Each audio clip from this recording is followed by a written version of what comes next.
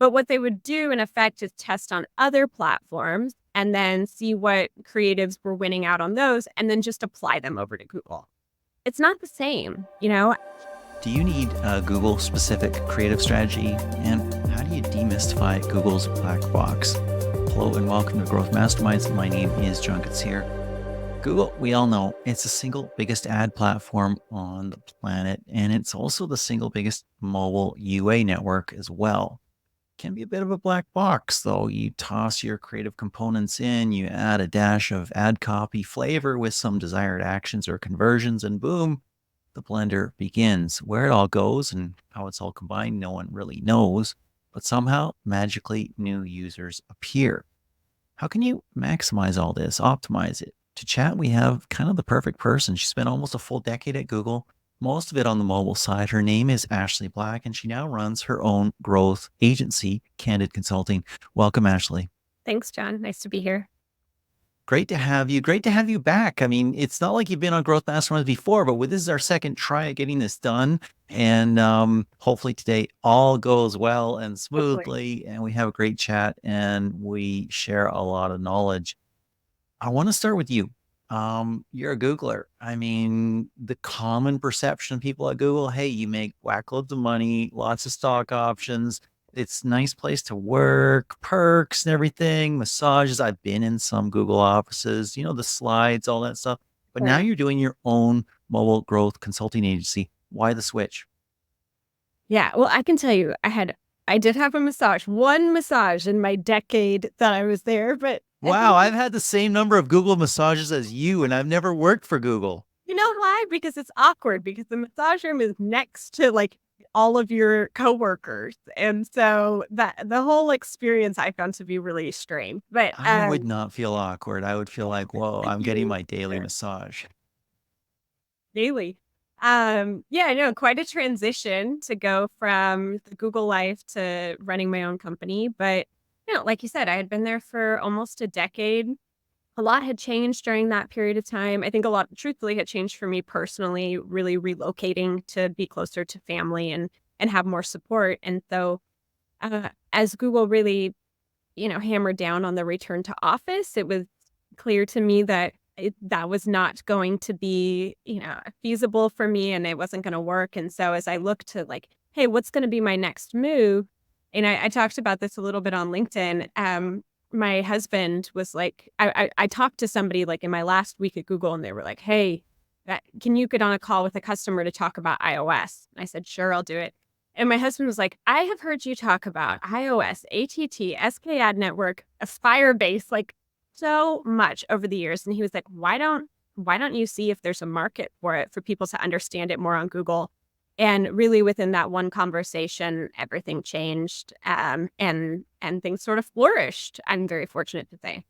That is such an awesome story. It's amazing how our entire careers and lives can hinge on one 30-second observation somebody shares with us. And how's it going? Is it working out well? It is working out well. Yeah, I mean, I think originally I sort of started on the consulting and advising side, but then, I mean, just in the short period of time within the first like 2 months, it kind of became apparent that people wanted to bring me on more as their agency in a lot of ways. They were just like, You clearly know so much, just can you just do it?" And so I still definitely have more of like the advising arm of the company where I can come in and just do sort of like audits or talk with people about certain things. But the majority of my clients now leverage me more like an agency. Interesting. Very, Mhm. very cool. Well, what a shift. I mean, Yeah. mega company, one of the biggest in the world, to your own company. I love that. It's the way I live. It's the way I work as well. So Yeah. it's not for everybody. Okay, let's get to stuff. We're going to talk about Google Ads. We're going to talk about the black box. We're going to talk about creative, all that stuff. We're going to get tons of insights from you.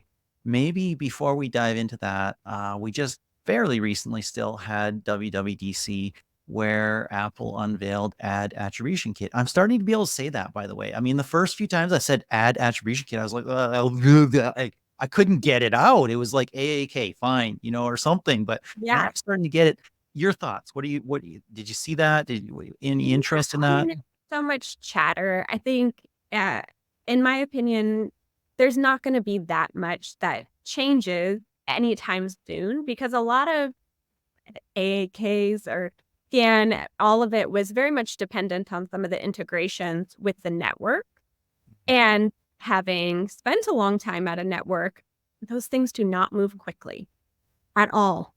Um, In fact, Google just announced like last week that they're actually supporting scan. That's quite interesting. And they're sending scan postbacks. I mean, that was like, wow.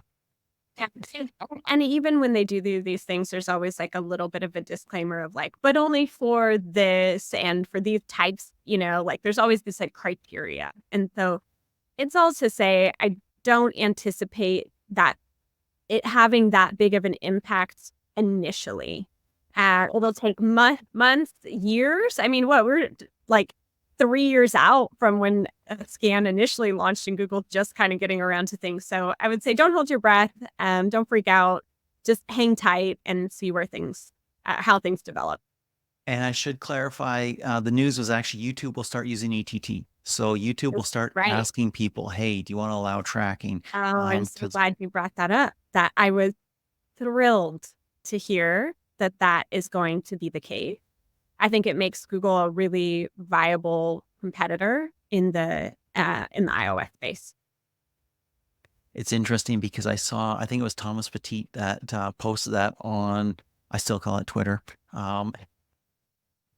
And he's a mobile growth consultant based in near around Barcelona, Spain. I know he's building a house somewhere way back in the sticks, connecting with Starlink. He's doing the crazy, like I'm living on my own here. Starlink is connecting me. Anyways, but he mentioned that, and I said, I wonder how much money Google has lost and how much performance they've lost over the couple years right now. And a couple people chimed in. The estimates were in the $1 billion range. Who knows? It's all speculation at this point, but at least we're seeing Google is asking the question now and ask people, will you allow us to track? And we'll see how that all goes. Yeah. Let's jump into Google Ads and creative strategy because you kind of caught my attention when we first chatted and said, hey, you actually probably need a specific creative strategy for Google. Talk to me about that.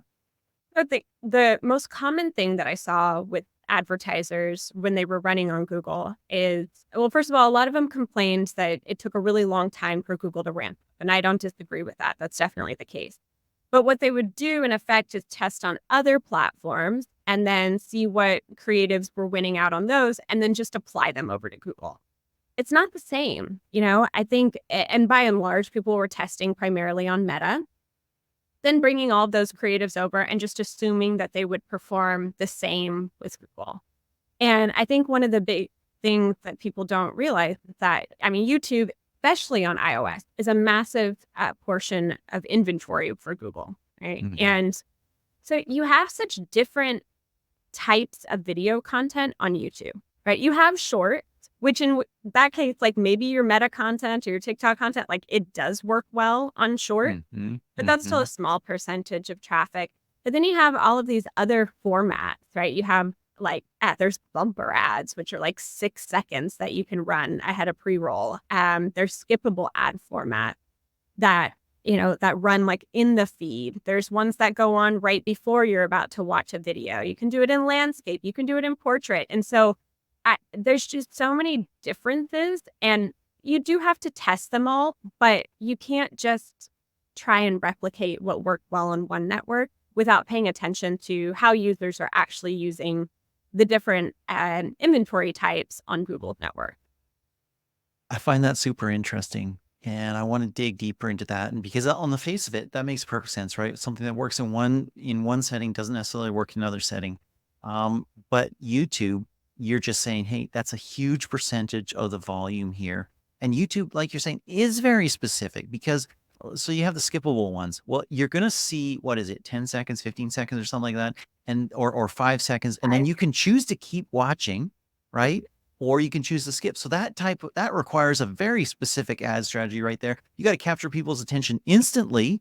And if you do, they'll stick with you. And that can happen. And I've done that personally, right? So Hmm. that's a very different strategy. But then if you have like these 5 second, you've already watched the 30-second ad, and now there's the 5 second or 6 second, whichever one you were talking about, Yeah, that's a different strategy again.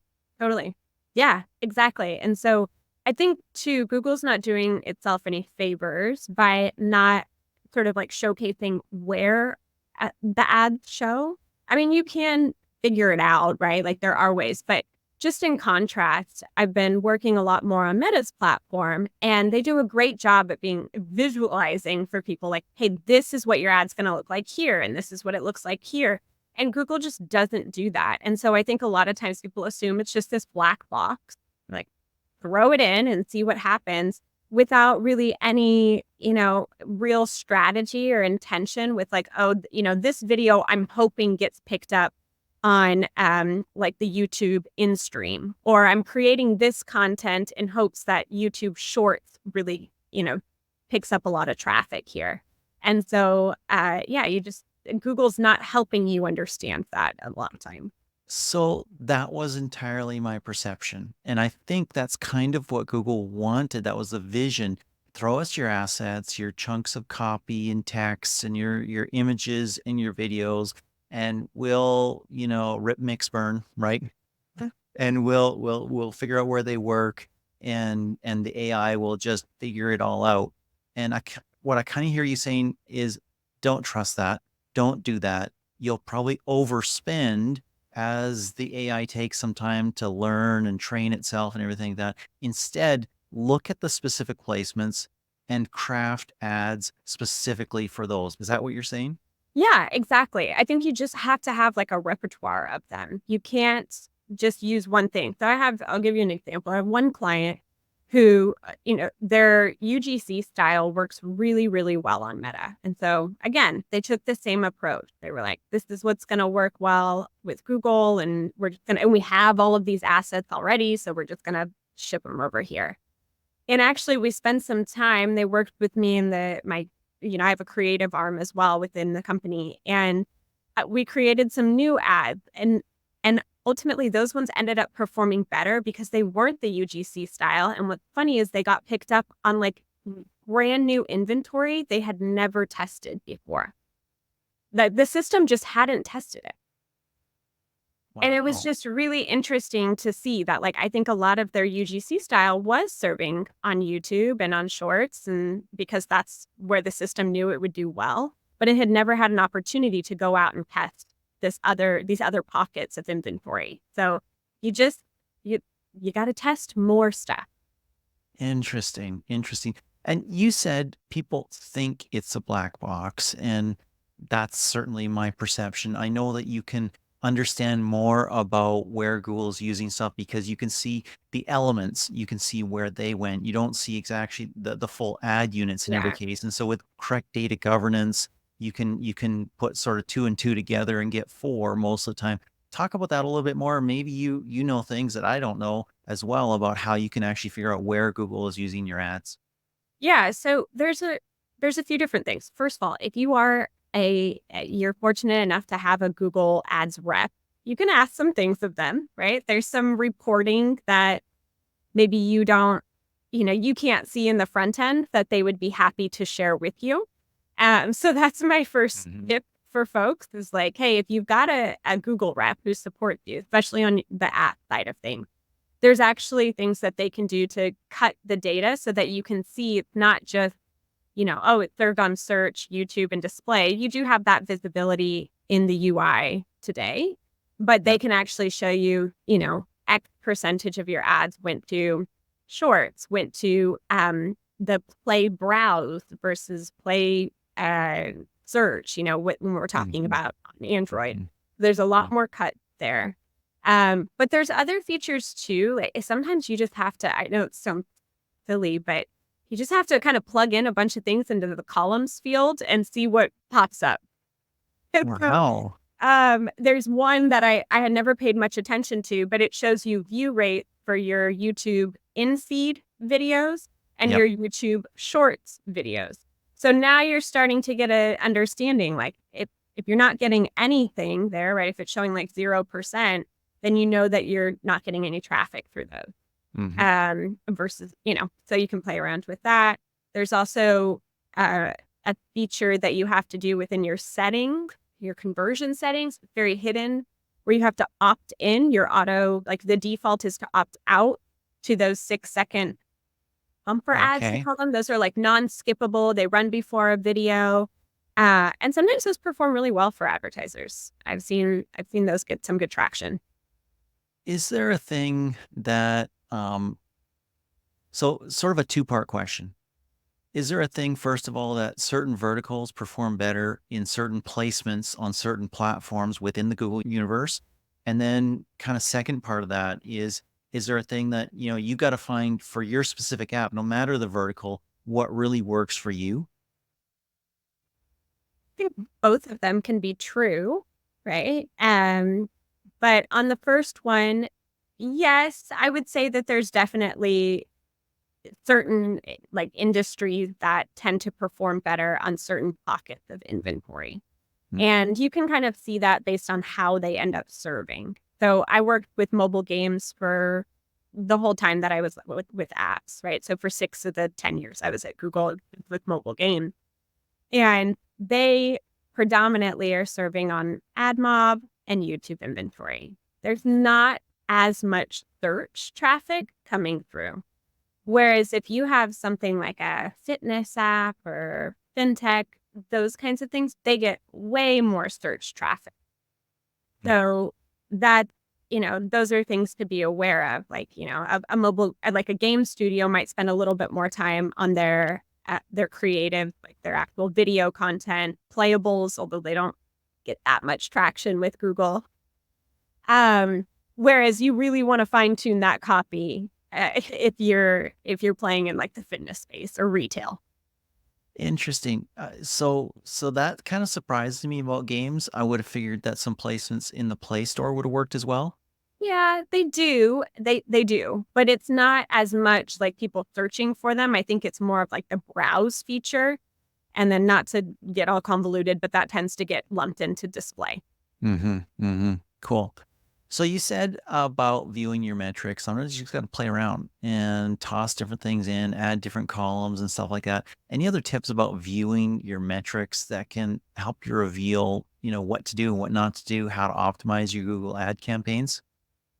So there's a few other features, again, within the Google UI, if you want to tap into that. Like recently, I was looking through one of them. I don't think everybody realizes that because buried deep down in there, where you can actually see where some of your ads, like the placements are, right? Mm-hmm. Where your ads are actually serving.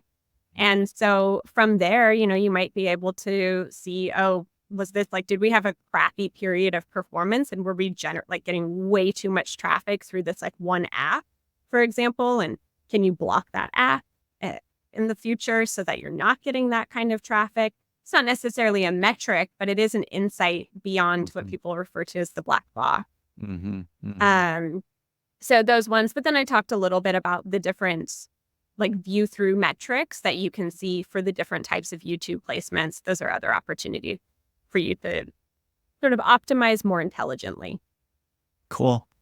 When you're doing a Google Ads campaign, I remember the knock on UAC, as it was originally called, was that it took a lot of dollars to train, right? They've gotten a lot better at that. Does it ramp as quickly as Meta now? How do you, what's your sense of the quality of the AI, the algorithm that's trying to optimize for where to place and what to do? Android's pretty good. iOS, a little bit of a different story. That can certainly take a lot longer. And I find too, I mean, iOS is just more expensive. So I think people have some hesitations of bidding too high for it. And so you have that limitation, right? You can't put in, for a lot of people, they're like, I don't feel comfortable bidding a $20 CPI with a, $10,000 budget or whatever it is just to see how it's Here's going. your 10 installs. Are you Yeah. happy? But Android, I don't see having as many challenges ramping up. iOS, I continue to see it being a challenge. I think, like what we were talking about at the top, with the change at YouTube, with them prompting for ATT, I hope now that they get more signals and that allows the system to ramp more quickly. It makes a ton of sense, right? On Android, they can totally see what's going on. You've got the GID right now, so that's all good. Even under Privacy Sandbox, there's going to be protected app signals, which are pretty good, actually, so much better than Topics API. So I'm actually cautiously optimistic about that. Mhm. But on iOS, it's been kind of reaching out into the void and seeing what happens. And Yeah. now, we'll see what happens. It's very possible, in my opinion, that if YouTube does it right, asking for ATT access for trackability, that they might get a pretty high percentage actually. Because what I've seen for people who ask for access to track is if you're a brand, a trusted brand, people grant it more frequently. Mm. Also, if they see that there's a benefit, people trust it more frequently. So they have a shot at it. And even if it's like industry standard, somewhere around 20%, you can still get some good signal there because it's Yeah. like sampling your population, right? You don't need to sample 100% of your population to know what people think about ice cream, chocolate ice cream, right? Yeah. You Yeah. can sample like 1% and have a very good sense of that, or much less, in fact. So I think there's some good opportunity there. Yeah. I mean, somebody else asked me about it and I was like, something's better than nothing. For the past 3 years, they've had nothing. So Yeah. I'll take whatever, whatever they draw in. But I think actually opt-ins will be decent. I don't expect them to be terrible. Mhm. It's interesting because you said you started basically your company helping people with Google and helping them understand some of the iOS stuff as well. You've clearly expanded. You're doing Meta and stuff like that. Is that weird as a former Google insider to be looking at a lot of different platforms, including Meta? I'd say it's slower. I was joking. I'm like, I have lived in Google Ads for 10 years, right? Like I know that, well, they change the interface all the time, but I know that interface very, very well. And so, what's I think funny, I don't know if everybody would agree with this, but we had always heard from advertisers being like, oh, well, it's just easier to get our Meta campaign set up. I don't agree. Like, I know maybe I'm still biased, but I'm like, this feels clunky. Like, there's so many steps. That's just my personal take. I'm like, I got to link a Facebook page over here now. I had to create a Facebook because I didn't have one, and so that's kind of funny. I find in working in Apple search ads, to me, it's just a rip off of Google search. I 100%. I mean, looks exactly the same. And they have, oh man, they have such a ways to go in terms of making the interface a little more user friendly. Just small tweaks could really, really help people out. But yeah, I don't know. I find myself still drawn back to Google, but I mean, if the performance is there on the other platforms, then I'll go there. Yeah, if there's something that Apple does not invest a lot of money in, it's sort of their back end tools. And Right. Yeah, I it's couldn't believe some of the stuff. I'm like, just small stuff. I'm like, can you just freeze the first row just so I can see what I'm looking at here? Yeah, Little tweak. exactly. Exactly. There's a reason why people get an MMP. I mean, it's not always just about all the other stuff and the Yeah. aggregation and the cost aggregation and the normalization and standardization. It's also kind of one interface to learn for your Hmm. metrics and everything like that. So, but to really optimize, you do need to get on the individual platform. So that makes sense. Cool. I suppose you've been keeping an eye on Privacy Sandbox. Any initial thoughts there? I don't know about you. I always feel like the information that I get from Google, like I go to all the talks in hopes that I'm gonna learn something. And Uh-oh. I just feel like Google hesitates, and I think I was very like, I felt this very much while I was there. It's like there's so much hesitation to say anything definitively that ultimately it's not really clear what they're saying. And so, yeah, that's sort of my take right now. I'm trying to wrap my head around it. I would say one thing that I caution people with just having like been there when they initially announced it was going to happen. We tried to stress this as like a leadership team back to the Android team that like, hey, all of these people who are going to have to deal with these changes are going to come to their Google Ads rep to talk about it. And you're not educating the Google Ads team on what to talk about. It was the same thing with all the iOS stuff. It was like, yeah, the product team was working on it and they had all this knowledge, but it's not like customers can go and ask a PM what's Hmm. happening, right? They go to the one person that they have an email address for. Yeah. And so that's my big concern, I think, is that people, once things launch and people have questions and they're troubleshooting, or that, the people that they go to aren't necessarily equipped to handle all of the questions either. I think the one saving grace for Privacy Sandbox is that, as I've heard multiple sort of insiders and ad tech experts talk about, it changes much more than iOS's ATT, scan, and AAK because it's a holistic reimagining of how advertising works, how targeting works, how ads are selected, all that stuff. So it changes much more. But from the perspective of the ad buyer, the advertiser, the mobile app publisher, they can probably the whole foundation and structure and infrastructure and engine is different, but how they plug into it and how they use it won't change that much. So that's a bit of a comfort from my perspective on Privacy Sandbox. That said, as with anything ad tech, those who really understand it deeply gain a huge advantage of those who don't. And so that's going to be really, really interesting. It's also interesting, though, to hear you say that, Google's really, cautious about what they say. We've had that at Singular multiple webinars, many of the top people on the Privacy Sandbox team, and we have one tomorrow, actually, Yeah, yeah. similar. And they're always not going to say when the GAID will be deprecated, right? And that's been delayed like 3 or 4 times. The third-party cookie on the website of Privacy Sandbox, that deprecation has been delayed years, literally, and it Hmm. might be more years still. I mean, this is a massive, massive change, and Google's a massive part of the ad tech ecosystem. So it's not easy. Yeah, I did have a little bit of appreciation.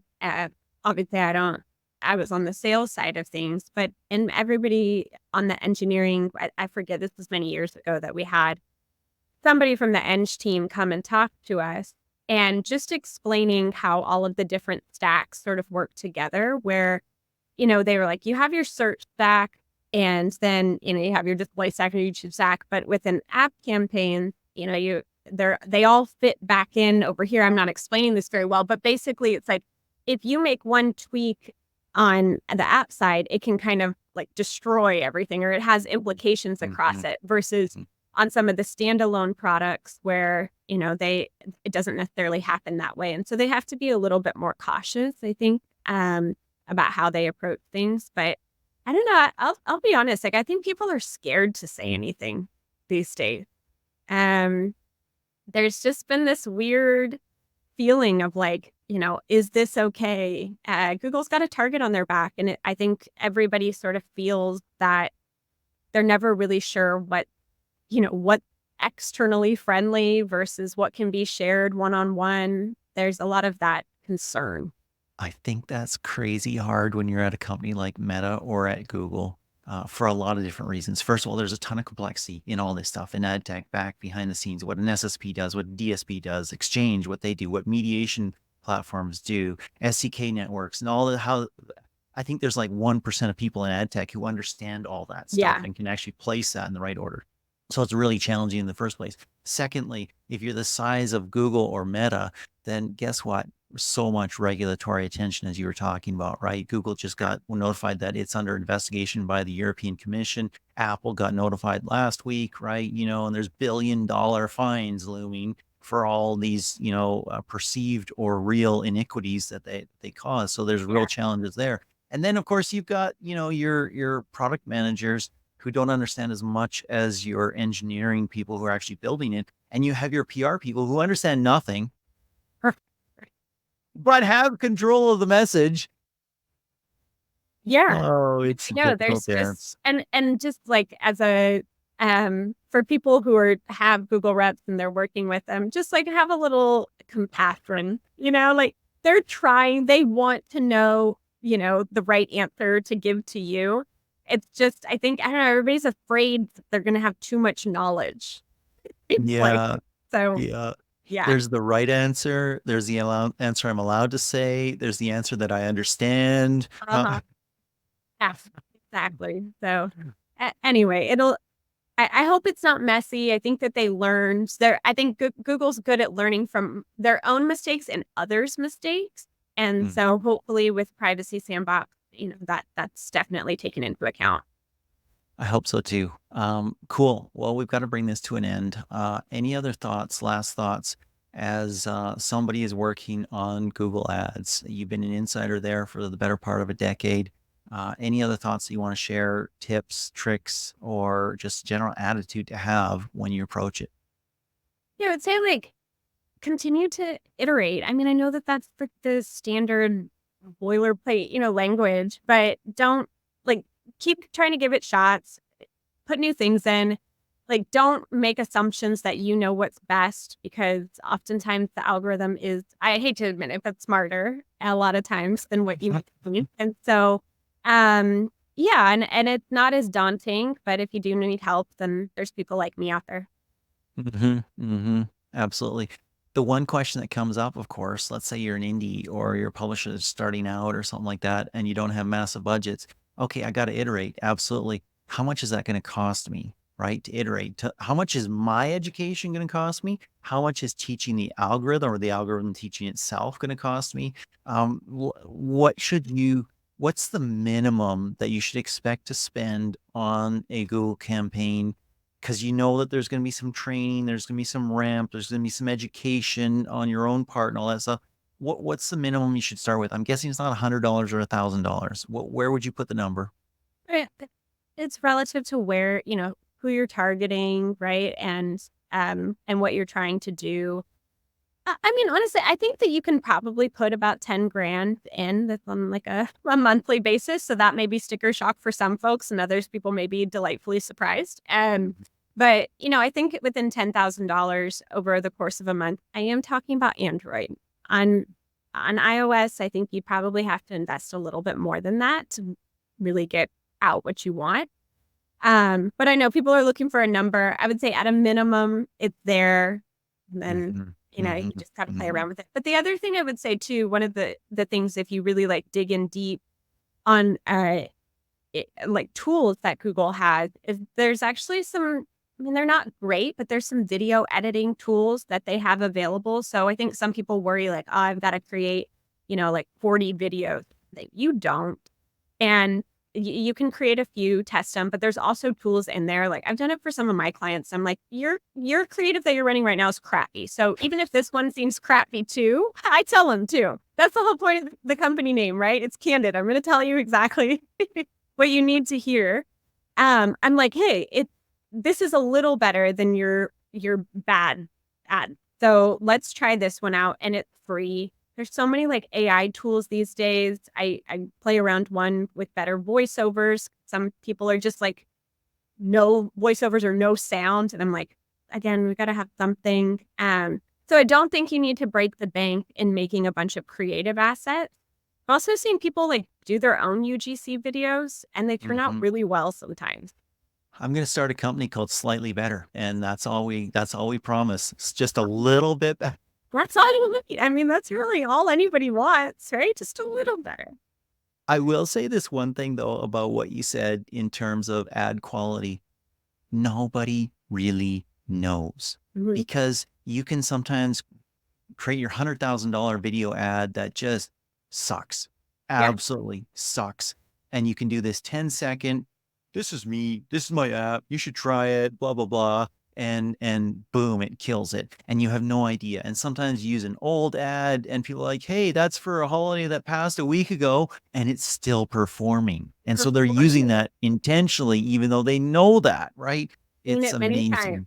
Yeah, absolutely. And stock images work really well too. What type something in, pick them in, throw them in, see what works. People Uh, in office. right.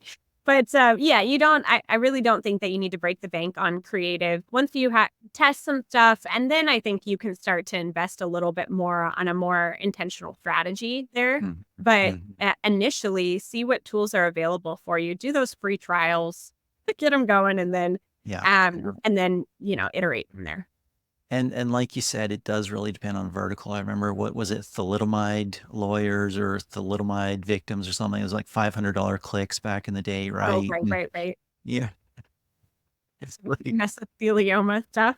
exactly, right. And so like verticals are different, fintech versus gaming versus Hmm. utilities in the app space. Ashley, this has been a ton of fun. Yeah. I think it's super cool that you've gone from mega giant corp to, hey, I'm starting my own thing and here we go. And I'm glad it's working out for you. And thank you for sharing some of your knowledge. Thanks for having me.